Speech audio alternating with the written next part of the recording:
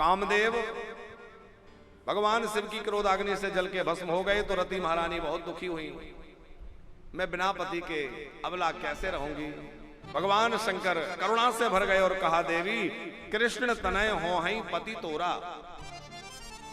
जब द्वापर में यदुवंश में श्री कृष्ण प्रकट होंगे तो तुम्हारा पति कृष्ण पुत्र के रूप में तुम्हें पुनः प्राप्त हो जाएगा। तो रति महारानी प्रतीक्षा कर रही हैं, मेरे पति मुझे कब मिलेंगे। राय साहब, ये सतियों का देश है।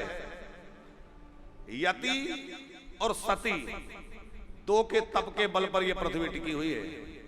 आज भी सती नारियों की कमी नहीं है। और हमारे भारतवर्ष में तो एक से एक महान सती हुई हैं।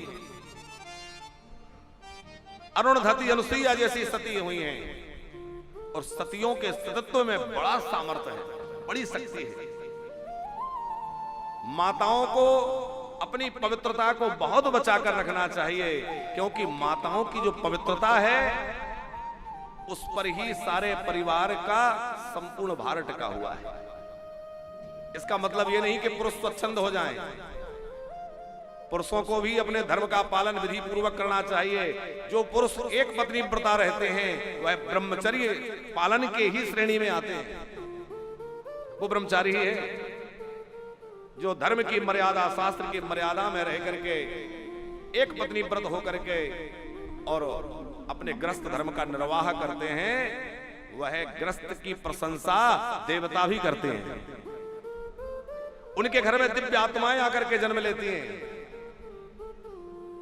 क्योंकि दिव्य आत्माओं को जन्म लेने के लिए भी योग्य माता पिता चाहिए कि नहीं।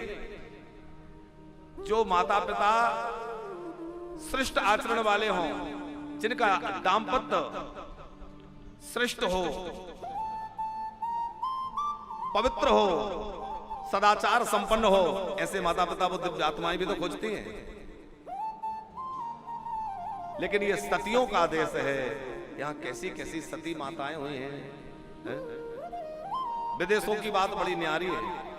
वहां भले ही भोग वृत्ति लोगों में बनी हो, लेकिन हमारा भारतवर्ष जो है यहां तो योग भाव रहता है। और सब योग के माध्यम से भगवान से जुड़ने के लिए ये भोग भूमि नहीं, ये भक्ति की भूमि है, प्रेम की भूमि है, ज्ञान की भूमि है। इसीलिए इसका नाम भारत है।